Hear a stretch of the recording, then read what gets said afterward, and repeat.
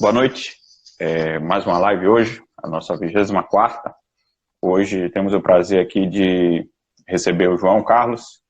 João é colega, é engenheiro agrônomo, tem mestrado em ciências florestais e é doutorando em zootecnia. João, prazer te receber, meu amigo. Seja bem-vindo. Um grande abraço e vamos começar. Ô, Lucas, prazer é meu. Satisfação grande demais estar aqui, né? Ainda mais num lugar onde passou Antônio Schacker, professor Barbeiro, tanta gente boa. Aquela professora de São João aquele dia. Que show que aquela mulher deu. Tá louco. Para mim é um prazer, uma satisfação, uma honra estar aqui. Que bom, meu amigo. Isso é muito bom. Então, hoje a gente vai bater um papo aqui com o João sobre o manejo da pastagem e como é que isso influencia na conservação da água e do solo. Eu sempre falo, João, que essas são as duas coisas mais sagradas que a gente tem no mundo, tanto a água quanto o solo. Então, você nos ensinar aqui a preservar isso, então, ainda mais com o assunto que a gente aborda no nosso Instagram, que é o manejo da pastagem, é uma satisfação imensa. Então, eu queria que você iniciasse, desse aí um panorama geral do que seria essa conservação, como é então importante a gente fazer isso e como é que a gente faz isso com esse manejo. A gente fazer uma introduçãozinha para aí depois a gente entrando no assunto de forma mais profunda. Beleza. Então, Lucas, a gente, aqui no Sudeste, a gente passou do ano hidrológico de 2011, 2012, até o ano hidrológico 2017, 2018, a gente passou por uma crise hídrica forte, pesada, né? O pessoal cansou de ver aí em 2014 o Jornal Nacional falando de sistema Cantareira, pessoal do Mato Grosso do Sul sofreu muito lá, quem é da região do Rio Taquari, enfim. A crise hídrica se instalou, a professora Boia, se instalou no país e o pessoal instaurou um modelo de restauração ambiental visando conservação, produção de água na bacia hidrográfica, onde basicamente as pessoas plantavam árvore. E eu já trabalhava com pastagem e também estava trabalhando com essa questão ambiental. Aí fui fazer o mestrado no auge dessa crise hídrica e lá dentro eu vi que não é só isso. Lá a gente até brincava, não é nada pejorativo, a gente brincava que conservação ambiental, pensando em produção de água na bacia hidrográfica, pensando em enfrentar a crise hídrica, não era só plantar pau. Eu vinha com a ideia de manejo de pastagem e tentei implantar isso e trabalho com isso desde então. Então, já tem alguns anos que eu tenho consultorias nessa área de manejo de pastagem e manejo de bacia hidrográfica, visando a conservação ambiental daquela área, mas a produção de água, porque eu trabalho muito com projetos, por exemplo, da concessionária de água e esgoto aqui do estado. Eu coordeno alguns trabalhos deles, já trabalhei para o Banco do Brasil também, então, sempre nessa linha. Trabalhando o todo, pensando em alguns pontos específicos. E eu vou tentar deixar claro aqui, se você for atacar numa área pensando em conservação ambiental, eu vou tentar deixar claro aqui que é muito importante você pensar primeiro em manejo da pastagem, para depois sair pensando em plantar árvore. Eu vou tentar levar o raciocínio nesse sentido. Perfeito. Você falou aí dessa questão aí desses problemas que vocês passaram aí no Sudeste.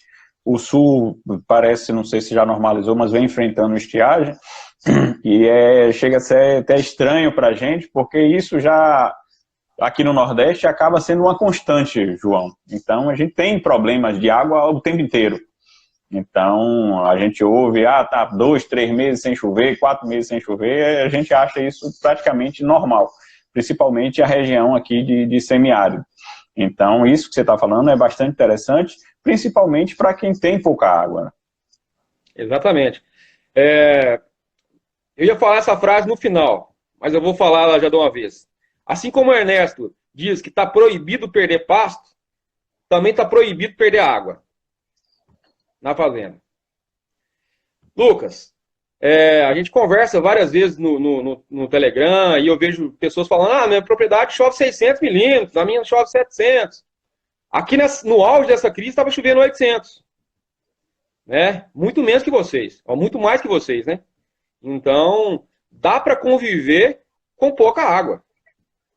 E não é tão pouca, né? 800 milímetros não é tão pouca água. Dá para. O grande problema é o seguinte: estava chovendo 800 milímetros, mas estava chovendo 800 milímetros em 2 meses e meio.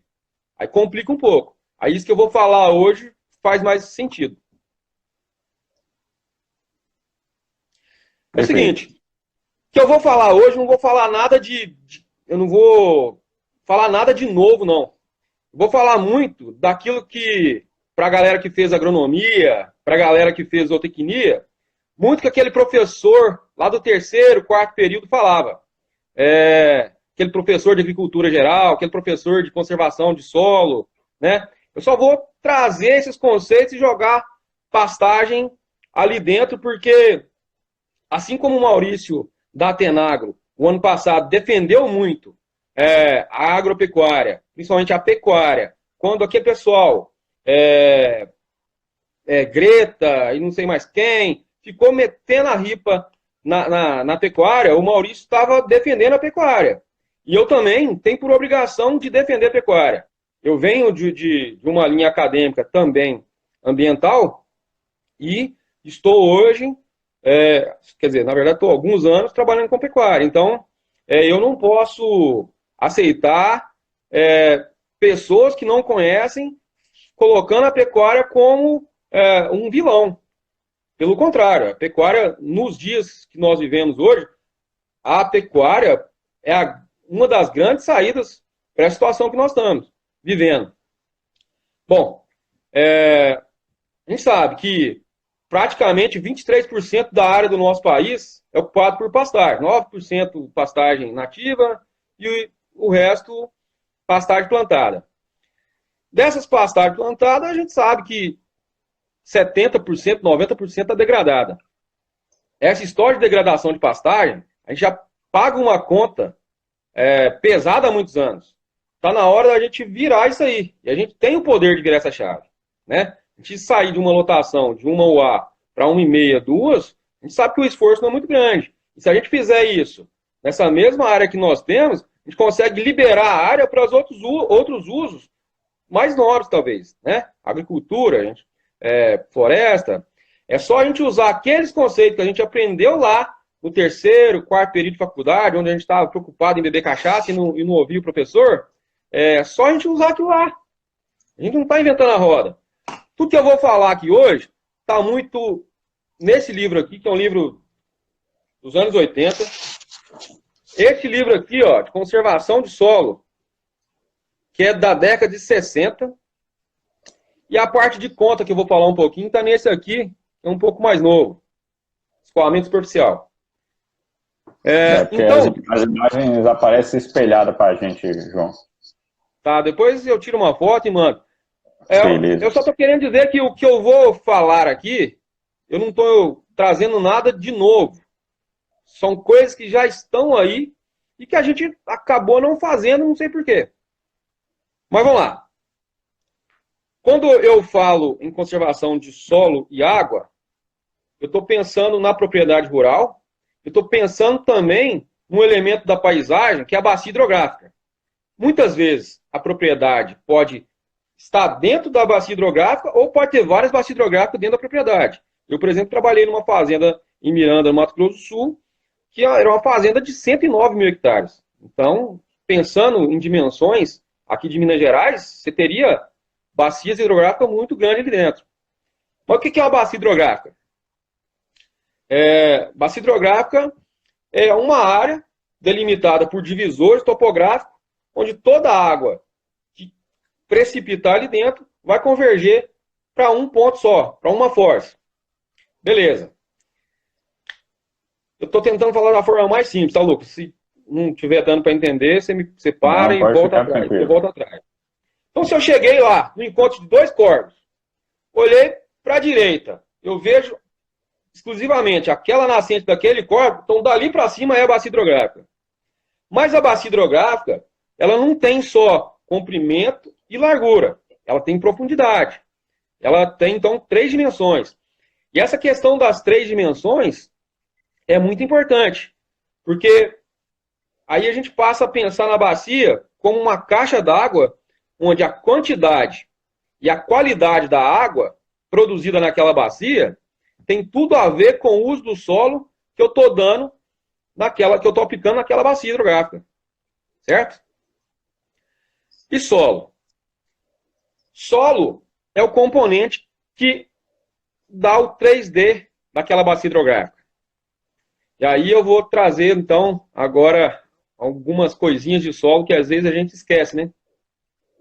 O solo, além de ser essa área onde a gente planta, onde a gente tem estrada, onde a gente constrói, o solo tem horizontes, né?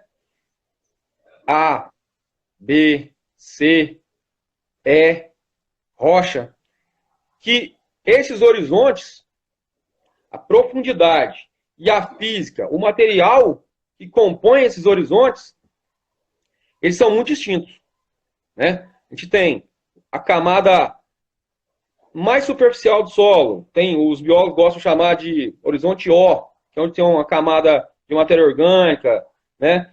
E esse O, com a primeira parte ali dos primeiros 5 centímetros, 10 centímetros, a gente, na agronomia a gente chama de horizonte A, que é o horizonte onde você tem maior fertilidade do solo, em função de já ter sofrido mais processo de intemperismo e em função de ter mais essa matéria orgânica, ele varia muito de local para local, de solo para solo, de material de origem para material de origem.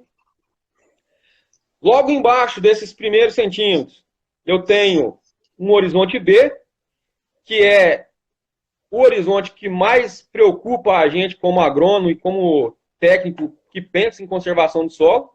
E eu estou aqui falando de conservação de solo, mas lembrando que eu estou pensando numa propriedade como um todo. Eu vou chegar nisso lá, eu não estou querendo aqui ficar com discurso ambientalista, não. Eu vou construir o conhecimento com vocês. Por que o horizonte B é o horizonte que mais me preocupa? Me preocupa os técnicos como um todo. Porque a transição do horizonte A para o horizonte B, quando ela é de uma forma muito abrupta, e se eu tiver um componente de declividade mais acentuado,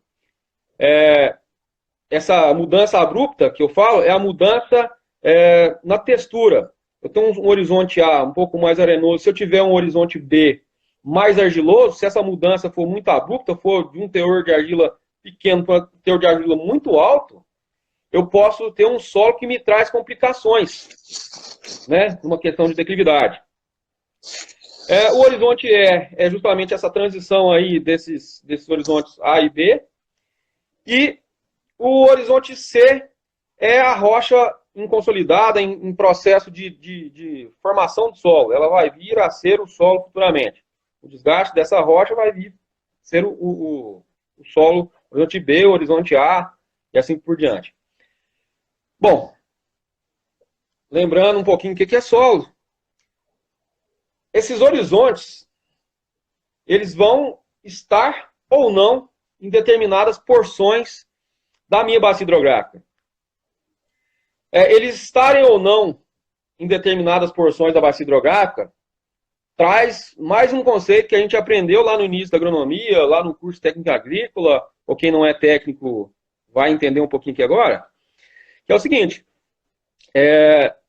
o material de origem daquele solo e a topografia, ele me faz ter ou não esses horizontes, essa sequência.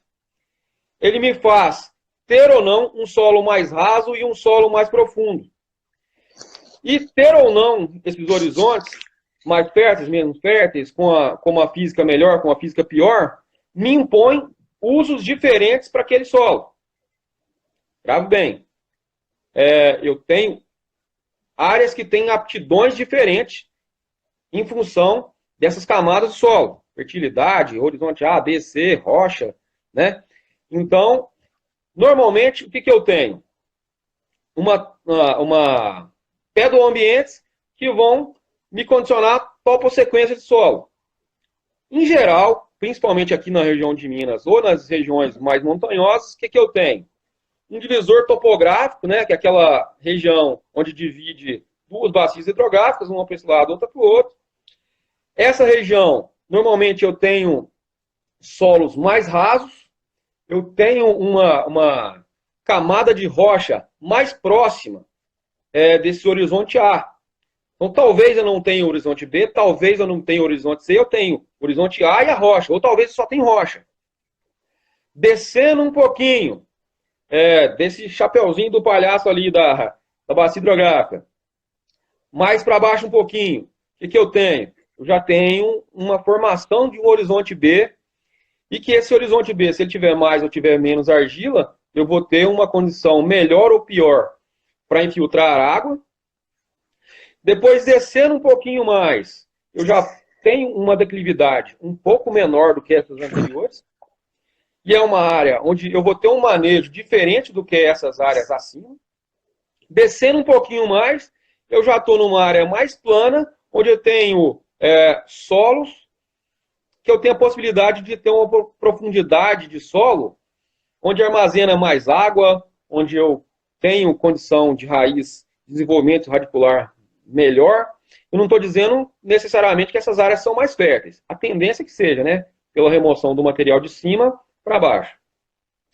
E descendo mais um pouquinho, que normalmente eu tenho, é um curso d'água, né? Então, essa sequência de cima para baixo, eu tenho um solo mais raso, um solo com num local que tem uma declividade maior, uma declividade um pouco menor, e eu tenho minhas baixadas. Então, eu posso dividir a área ali, grosseiramente, em terço superior, terço médio e baixada. Beleza? O entendimento dessas sequências diferentes na minha área, na minha fazenda, na minha bacia hidrográfica, me impõe manejos diferentes. Vou falar de novo. Toda área tem aptidão agrícola dos solos. Aquele professor velhinho lá do início do seu curso de graduação falou isso várias vezes e muitas vezes passou batido. Lucas, como é que tá? Tá dando para entender? Tem alguma pergunta aí? Beleza. Bom, e aí, como eu disse que tem solos diferentes, em posições topográficas diferentes, a legislação vem e me impõe condições de restrição de uso, né? Áreas acima de 45 graus, eu não posso utilizar aquilo, ou pelo menos não deveria. Mas aqui em Minas, dependendo do lugar que você roda, se a região lá de Viçosa, onde eu estudei, do mestrado, é o lugar que o povo planta milho de espingarda, né? É um lugar que vaca sobe de chuteira lá, porque comer capim lá naquele alto lá é complicado. Eu não sei como os caras formaram pasto naquela região. Aqui também tem umas regiões desse estilo aí. Rapaz, aquilo ali dá medo. E aí os caras descem de trator, não tem isso não. Nós vamos falar mais pra frente aí que isso aí corta o coração, né? Isso aí eu não sei como que não é crime ambiental arar morro abaixo. Quando você falou lá do curso e tal, eu também, quando em curso ou em palestras, eu sempre pergunto pro pessoal, o que é o recurso, o que você tem de mais caro na fazenda? Aí tem gente que fala, não, é a água, é a pastagem, é o gado, é não sei o quê, não sei o quê. E a maioria das pessoas não lembram, ou não sabem, que é o solo. Ah, e falar em solo, né? Ontem foi o Dia Nacional da Conservação do Solo, né? 15 de abril. Por que eu falo que é o recurso mais caro que tem? Porque 1 centímetro de solo, numa condição muito boa, você leva em torno de 400 anos para formar 1 centímetro de solo. Então, em escala humana, você não consegue recuperar solo. Formar 1 centímetro de solo, você não consegue. Você consegue fazer um monte de coisa. Mas perder 1 centímetro de solo, você perde uma chuva. Se você estiver usando essas áreas que eu falei de uma forma errada. Bom, e aí voltando então para o raciocínio, a legislação me impõe usos, restrições de uso para algumas classes de declividade e para área próximo a curso d'água. Essa área próxima a curso d'água é a famosa área de preservação permanente e que, na grande maioria dos casos, ela tem 30 metros de largura. Ô, Lucas, me mandou uma mensagem aqui? É só o tempo. Beleza. E aí, Lucas, esse pessoal que eu trabalhei e que eu vim de uma escola, todo mundo vinha preocupado em recuperar reserva legal e recuperar a área de preservação permanente. Olha, numa área muito bem drenada, uma área onde que a cada quilômetro quadrado você tem 2,5 km de curso d'água, você vai ter, somando a PP e somando reserva legal, você vai ter em torno aí de 25% da área que você vai ter essas restrições de uso. APP e reserva legal. Beleza. E os outros 75%? Os outros 75%, você pode rodar, você vai ver agricultura e você vai ver pastagem. Pastagem tinha que ser vista como agricultura também, né? Mas as pessoas vinham com essa mentalidade de plantar árvore, de recuperar a reserva legal e recuperar a área de preservação permanente. Bom, é lógico que elas representam uma parte pequena do ambiente. Certo? Então eu tenho que pensar muito no manejo que eu dou na pastagem, porque a pastagem, na grande maioria das vezes, ela está naquele lugar lá que não deveria estar, aquela declividade muito alta, ela está na meia encosta, ela está na baixada. E a gente está cansado de ver pastagem degradada. O ano passado eu rodei do Goiás até o sul de São Paulo, o que eu mais vi foi pastagem degradada na região muito tecnificada, confinamentos aí de 25 mil cabeças, estática, enfim. Mas as pastagens degradadas. Beleza. Então, o uso do solo condiciona a uma condição melhor ou pior do recurso na bacia hidrográfica. Bom, você vai pensar em manejo, muitas vezes o produtor rural não vai pensar em manejo da bacia hidrográfica. Ele faz ali o que ele dá conta. Muitas vezes ele nem o que ele dá conta ele consegue fazer. Porque é tanta coisa, fazenda não chama fazenda, tinha que se chamar fazenda, ele acaba passando por cima de muita coisa. Esses conceitos aí que a gente falou, passa batido.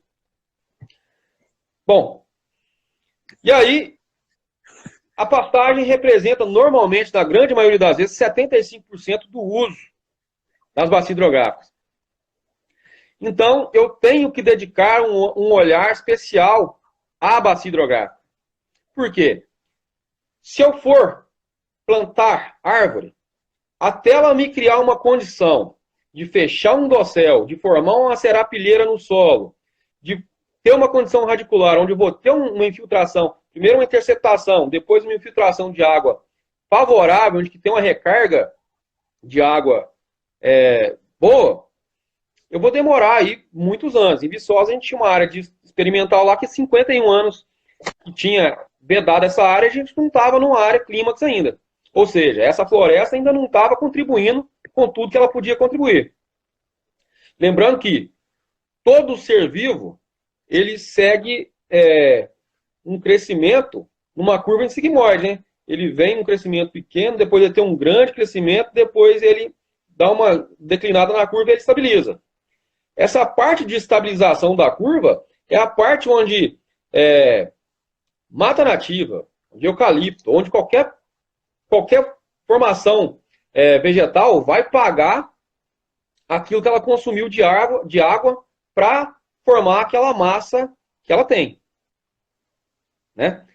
Então, beleza. Daqui a pouco eu já tenho certeza que ninguém vai perguntar se eucalipto seca a água, se não seca. Certeza. Mas aí, então eu tenho 25% da área que deveria ser mata. Muitas vezes nem é. Né? Porque na bacia, na cabeceira do no São Francisco, por exemplo, todo mundo tira foto e não tem uma árvore lá, porque originalmente não tinha, né? É uma área de campo. Tá, vamos lá. Por que eu falo que olhar para a pastagem é, num primeiro momento, mais importante para eu ter uma produção de água na bacia hidrográfica, uma resposta na bacia hidrográfica mais rápida?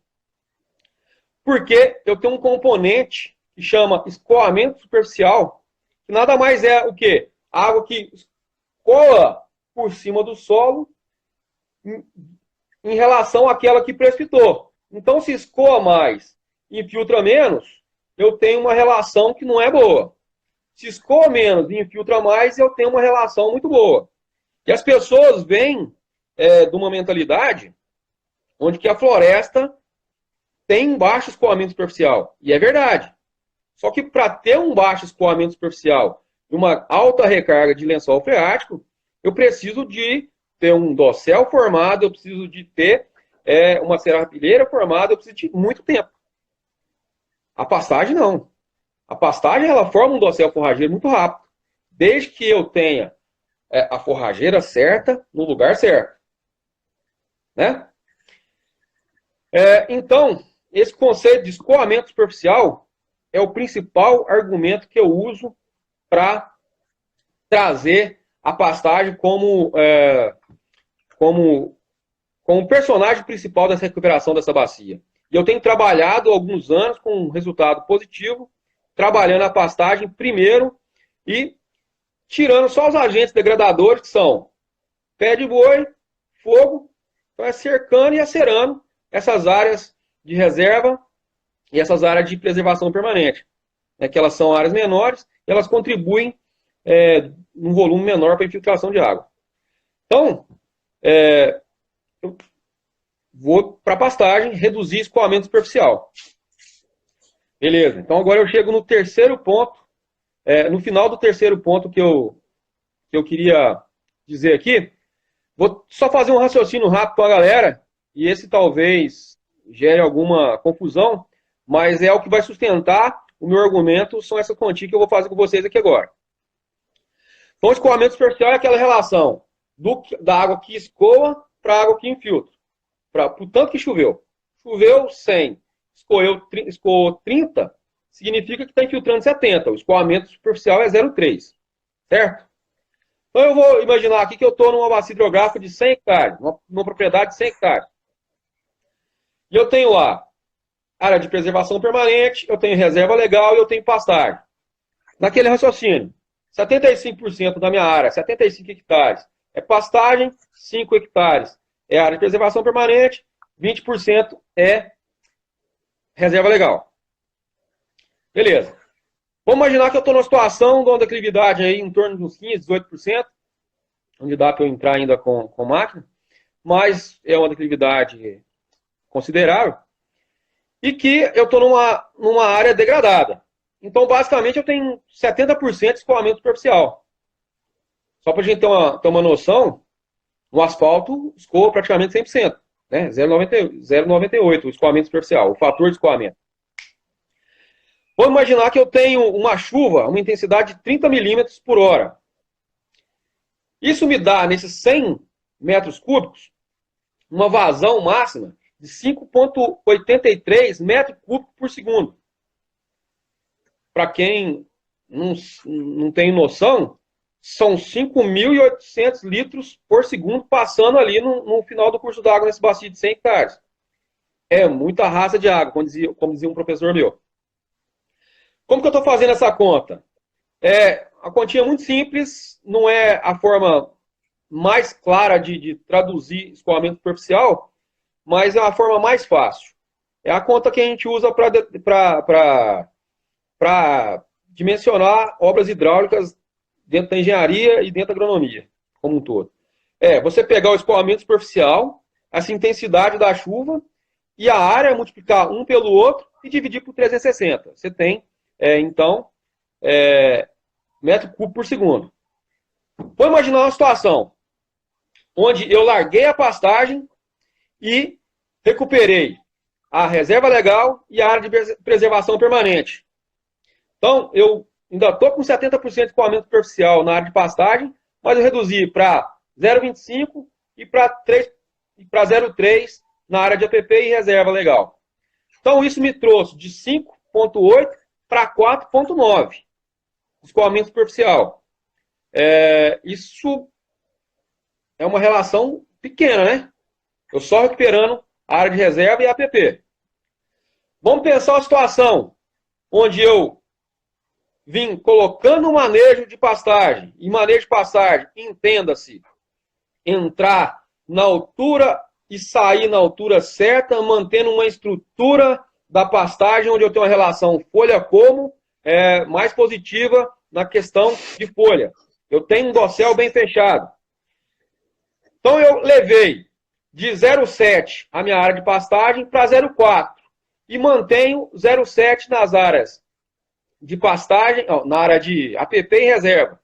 Então, só recuperando a minha área de pastagem, só manejando a minha área de pastagem, eu já caio de 5,8 para 3,9. É um ganho significativo. Eu aumentei significativamente a recarga do lençol freático. Bom, agora eu vou recuperar a minha pastagem colocando terraceamento, colocando práticas mecânicas de conservação de solo e água. Então, eu estou manejando o pasto e estou colocando terraço, barraginha. Esse coeficiente de escoamento superficial cai de 0,7 para 0,01, ou seja, 1% do que chove só está escoando na minha bacia. E eu estou deixando ainda naquela área de APP e reserva legal do jeito que estava, só que eu cerquei e não está indo boi lá mais pisar. Então, eu saí lá daquele primeiro cenário atual de 5,8 para 1,52 de vazão máxima, vazão de pico. Choveu, aquela água que vai descer tudo lá para o meu corpo, que vai fazer aquela enchente, que vai fazer aquela bagunça toda na minha baixada lá, que ele pode derrubar a casa, enfim. Daquilo tudo que choveu, só 18% que vai escoar. E esses 8% que vai escoar na minha bacia, ele representa 1,52 metro cúbico. É um volume grande, mas é muito menor do que 5,8. Como diz o Antônio Schacker, em Deus acredito, em todos os outros, tem que me mostrar números para comprovar os argumentos. Então, os números são o seguinte: eu saí de 5,83 para um cenário ideal de manejo de pastagem e prática de conservação de solo e água mecânica para 1,52. Ou seja, eu tive 74% de aumento de infiltração só trabalhando a minha área de pastagem. Eu acho que é muito bom. Eu estou falando uma chuva de 30 milímetros. Se a gente for pegar os 600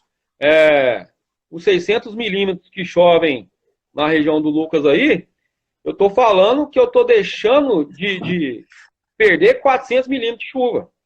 Eu estou infiltrando 400 milímetros de chuva, 400 milímetros de água. É muito ou é pouco, Lucas? Dá para rodar o ano aí? Ah, com certeza. Na verdade, aqui eu estou no litoral, aqui chove um pouco mais. Aqui chove em torno de 1.000, 1.200, 1.300 milímetros. É mais para o interior do estado, para a região norte, que começa a ter complicações realmente. Tem regiões que chove 500, 600 milímetros, realmente. Uhum. E anos complicados que não chover nada, chover 100 e poucos milímetros.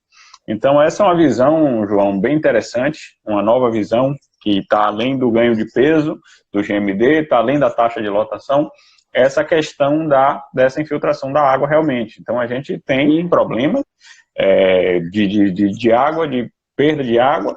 Como o professor Vinícius falou aqui na aula de irrigação, a gente tem uma correlação direta pela quantidade de milímetros de chuva com a produtividade de capim. Então, se a gente está numa fazenda que tem uma infiltração maior, a nossa produção de capim vai ser maior. Então, a taxa de lotação também vai ser maior desse pasto. Então, a gente tem uma condição de solo descoberto, de solo compactado, declive, esse escorrimento superficial vai ser muito absurdo. Então, é muito pertinente esse assunto que você está trazendo para a gente. e bastante interessante, e, como você falou, né, esses números realmente impressionam. Então, só para ambientar, quem não é muito da área, quem não conhece muito os números desse tipo de coisa, 1 m³ são 1.000 litros de água. Então, é uma quantidade muito grande. Então, é um volume significativo e é aquele negócio, né, Lucas? Eu só consigo pensar no verde depois que eu saio do vermelho. Não é isso? Com certeza. Então, uma vez que eu ajustei meus manejos, eu tenho uma oferta boa de forragem, eu passo a colher bem essa forragem, o que eu tenho normalmente? Um aumento do índice de área foliar, porque eu melhoro a condição de perfilhamento das minhas pastagens. Não é isso? Você que é especialista, não me deixa mentir. Então, uma coisa que eu estou pensando pelo lado financeiro, aumentar a produção de arroz.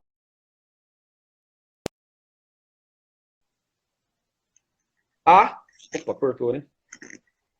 Repete, por favor. Voltou?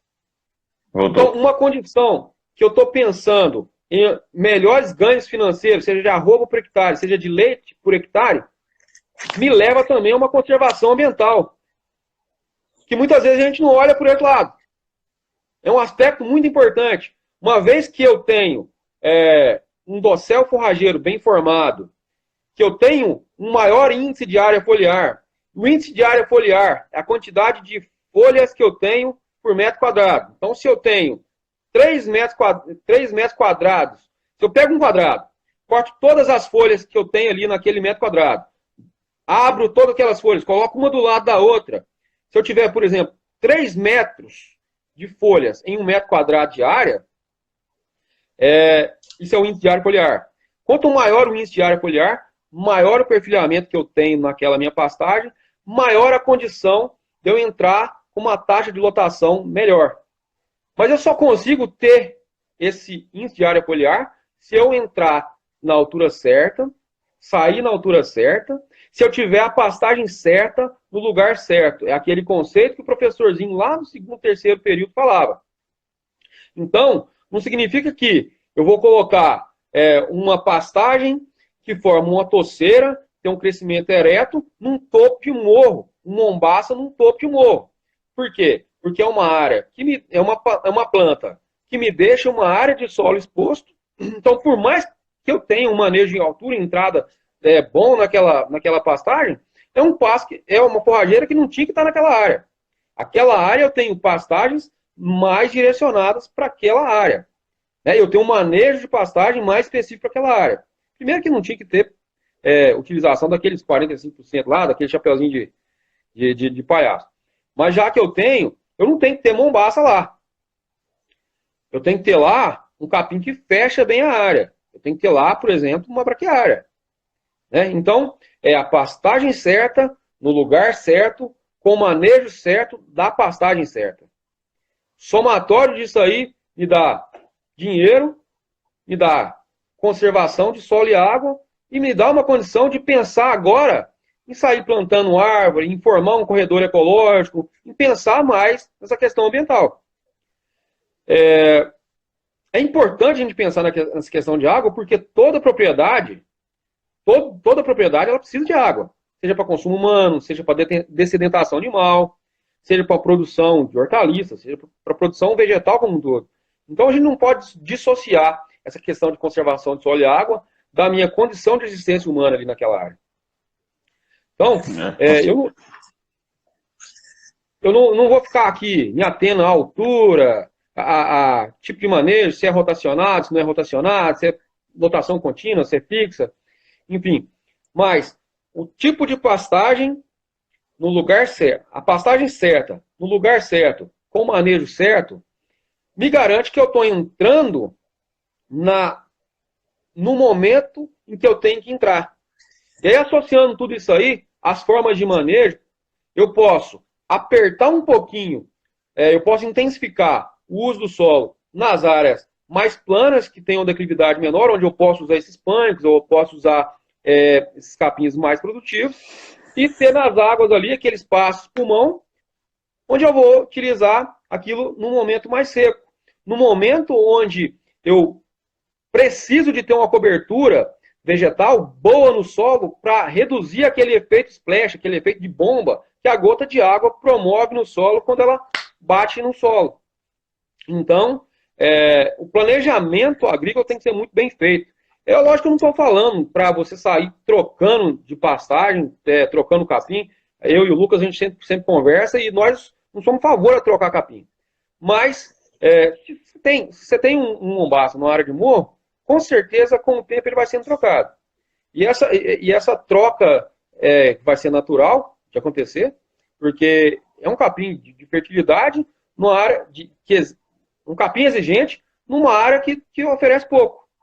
Ele, com certeza, em algum momento, com manejo, sem manejo, ele vai sair daquela área. A gente não pode ser hipócrita querer plantar um capim de alta fertilidade num lugar onde não oferece. Eu tenho condição de colocar adubo. Tem, mas você não tem condição de mudar a física daquele lugar. Você tem um solo raso, e aí?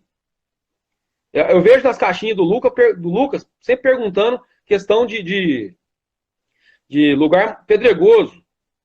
Cara, lugar pedregoso é muito complicado. Teoricamente, não tinha que estar mexendo muito com aquilo ali, não. Aquela é uma área que ela é muito importante para recarga de lençol freático também, mas ela é muito importante para aquele lençol confinado. Aquele lençol que está debaixo do lençol freático, aquele que está lá na rocha. Essa área é muito importante para a produção de água. Essa área aí, ela deveria estar, de acordo com aquela aptidão agrícola dos solos, ela tinha que estar com uma cobertura, essa sim, uma cobertura florestal. Pergunta, Lucas. Bacana, velho, muito bom. E uma coisa também, a gente está falando aí da quantidade de água, de escoamento superficial, tudo isso na questão da quantidade da água, e deixar claro também que esse escoamento superficial é o grande causador de erosão, né, de deixar terras nuas e tudo mais. Então, tem encarreamento de nutrientes, então essas áreas vão ficando cada vez mais descobertas, vai abrindo as erosões, as vossorocas, e a gente tem essa perda de solo, e aí que concordo contigo, que é o mais caro de uma propriedade, de forma absurda. Então, muito, muito bacana, João, que você trouxe para a gente. Pessoal, alguém tem dúvida? Alguma pergunta aí para o João? Você já levantou a bola, você mesmo responde. A questão do eucalipto, que é uma dúvida muito frequente. Isso é interessante de se falar, muita gente relata, não, depois que plantou eucalipto, secou córrego, secou lagoa, eu ouço aqui direto, minha região aqui tem uma quantidade enorme, tem cidades já proibidas de plantar, porque já está ocupando uma área muito grande, então isso é bem importante, João, que você fale um pouquinho aí pra gente. Rapaz, se pelo telefone desse para atacar pedra, eu ia tomar muita pedrada aqui agora. Mas, o que acontece? Toda planta, ela é uma bomba d'água. Em síntese, ela é uma bomba d'água. Para ela retirar água, para ela fazer a fotossíntese, ela precisa de água. Para ela fazer a fotossíntese, ela extrai a água do solo. Como que ela extrai a água do solo? Através da troca de potencial hídrico entre o ar e a camada ali em torno da folha, né? Do mesófilo foliar. Então, essa diferença de potencial hídrico e também pelo poder de tensão e coesão dentro do xilema, você transforma a planta numa bomba d'água. Né? Ela precisa transpirar para ela manter a sua temperatura. Então, toda planta, ela retira água do solo. Ponto. Umas mais, umas menos. O eucalipto, ele é uma planta que o eucalipto normal, ele exige muita água no intervalo de tempo curto. Qual que é o grande problema? Lembra quando eu falei da curva sigmoide de todo o organismo vivo?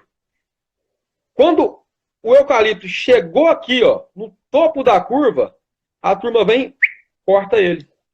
A partir daquele momento ali, que seria 8, 10, 12 anos, a curva está mais estabilizada. Ele começa a devolver água para o solo a partir desse momento aqui. Lá em Viçosa a gente tinha muitos estudos de escoamento superficial numa área de plantio de eucalipto mais já mais avançado, o escoamento superficial era 1%.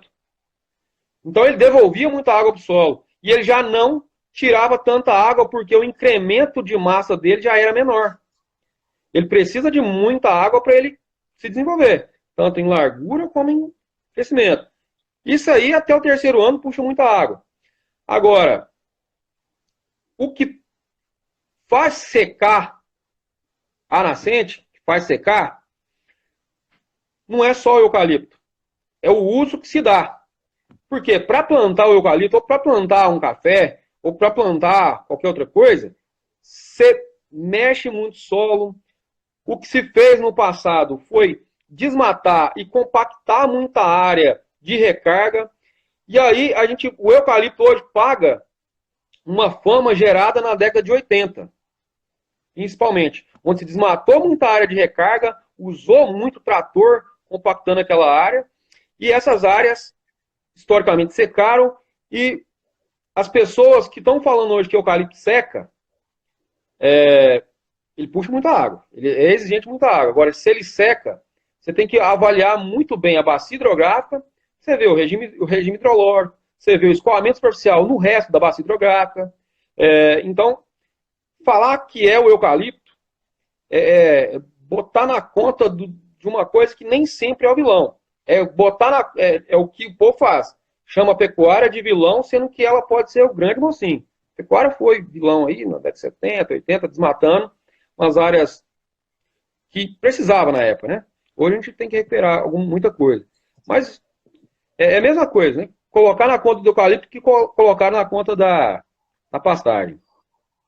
Perfeito. Pergunta bem bacana aqui, João. Deixa eu só achar ela aqui. Esse chat às vezes trava. Pergunta do Cláudio. O manejo do solo correto pode prolongar o período de uso da pastagem? Então, é isso que a gente quer, né? Desde a escolha da forrageira, desde do preparo do solo, a correção, né? A calagem, a gessagem, a gente trabalhar um sistema radicular onde vai buscar água mais profundamente, a gente criar estruturas onde barra o escoamento superficial, terraço, barraginha, cordão em contorno, várias técnicas edáficas, práticas mecânicas de conservação do solo e água. Tudo isso aí me leva a uma condição de manter uma umidade maior do solo, né? Ter água por um período maior. Por quê? O solo perde água principalmente por evapotranspiração, né? Mas a transpiração ela é importante, mas a evaporação também é muito importante. Então, se eu tenho uma condição de cobertura do solo muito boa, então manejo de solo muito bom, manejo de passagem muito bom, eu reduzo bastante a evaporação. A evaporação do solo não é a água ferver a 100 graus e ir embora do solo, não. É aquilo mesmo que acontece na superfície da folha, acontece na superfície do solo. Eu tenho um potencial hídrico no ar menor do que o que tem no solo. Eu tenho um pouco mais de água no solo do que no ar. Então, o ar vai tirando umidade aos poucos do solo. Então, se eu tenho uma proteção mais efetiva do solo, eu tenho uma perda menor de água. Então, tudo isso aí, o manejo do solo, quando eu fui lá preparar o solo, escolher a forragem certa e o manejo da pastagem, isso aí me condiciona eu ter pastagens mais verdes por um período maior. Haja vista que em áreas de integração lavoura-pecuária você tem pastagem verde no meio do ano no cerrado. Então, isso aí já responderia tudo. Não precisava nem ter falado de tudo isso, né? Com certeza. Então, isso é muito importante, isso aí que a gente busca sempre. A gente tem facilidade também por isso, pelo capim ser uma planta fantástica. Além disso, tem aquele sistema radicular, fasciculado, né, João, que ajuda até a agregação desse solo. Então, com certeza, essa questão da conservação vai ajudar esse prolongamento do tempo, realmente, da pastagem, que é o que a gente quer. A gente quer que os nossos pastos durem durante muitos anos, para a gente não precisar estar fazendo reforma, que é uma prática muito cara. Então, a gente comparar a reforma com qualquer outra coisa é muito complicado. Tudo isso que você falou, eu tive como comprovar. Ano passado, a gente tinha uma área de um cliente que estava com escoamento superficial muito grande, fazenda completamente plana. Nesse pasto tem um pouco de declive, muito leve, eu não lembro agora quantos por cento, coisa de 15% a 17%, se eu não me engano, e a gente teve a decisão de fazer as curvas de nível. Marcou as curvas de nível, fez os terraços, e a mudança de um ano para o outro é uma coisa absurda. Então, o engraçado é que quando a gente fazia a marcação das curvas, a parte que estava degradada ficava entre uma curva e outra, onde a gente fazia. Então, onde estava mais declivoso, saía a parte degradada. Onde era um pouco mais plano, tinha um pouco de capim ainda. Mas onde tinha essa declividade, era completamente terra nua. Então, isso prejudicava bastante a lotação desse pasto, a utilização desse pasto. Um pasto que é utilizado menos vezes, porque o volume de comida era muito menor, e causando essa degradação. Então, depois que a gente fez isso, o pasto se recuperou de maneira satisfatória. Então, é aplicável, dá para fazer e tem que fazer. Exatamente. Lucas, eu não sei se eu fui bem claro, mas assim, eu não falei em momento nenhum que você não tem que recuperar a área de preservação permanente, nem a área de reserva legal. Você tem que recuperar, isso é importante. Mas é um custo em torno de R$14 mil por hectare. É muito caro. Nem todo mundo tem dinheiro para investir nisso. Então, eu preciso sair do vermelho primeiro, para depois pensar no verde. Aquela frase do Ernesto, eu complemento ela. Está proibido perder capim, mas também está proibido perder água. Eu tenho que produzir mais capim, me capitalizar, para eu também pensar nessa parte de conservação ambiental, que é muito importante, e só assim eu consigo me manter na exploração por muito tempo. Na exploração pecuária, me manter no sistema por muito tempo. Eu não estou dizendo aqui que você tem que sair degradando, não. Na verdade, eu estou dizendo que você tem que usar racionalmente. Né? Perfeito. Acredito que para mim ficou bastante claro. Acredito que, mas é bom sempre esclarecer para não gerar dúvida. Para não sair derrubando as matas, porque o capim é melhor. Então, não é essa a questão. Então, isso capim, capim bem manejado é o segundo melhor uso do solo para conservação de solo e água. O segundo, mas bem manejado. O que a gente vê é que ele, muitas vezes, é o pior uso do solo. Então, o cara tá... Aquilo ali não sustenta a vaca, quem dirá vai sustentar o meio ambiente, né, quando está degradado. Então, eu não estou falando para substituir mata por capim, não. Eu estou falando para usar o capim certo, no lugar certo, com o manejo certo. E aí você se capitaliza e vai pensar também em recuperação ambiental, que é muito importante. Todo mundo precisa de uma nascente, todo mundo precisa de uma lagoa, todo mundo precisa de água. Perfeito. João, está faltando aqui 40 segundos, então o Instagram derruba antes da hora também. Então, aproveitar esse tempinho que a gente ainda tem para te agradecer mais uma vez. A aula foi muito bacana. Então, meu amigo, muito obrigado e sinta-se convidado para próximas. Oi, Lucas, eu que agradeço e fico lisonjeado de estar num lugar onde tiver tanta gente boa, aquela professora de São João, eu estou bobo com ela até hoje. Professora Janaína, te elogiou aí na instante. Que é isso, obrigado. Eu sou viciado em pastagem, sou louco por pastagem, gosto muito de solo, mas eu gosto muito de dinheiro também. Eu acho que tudo cabe no lugar certo.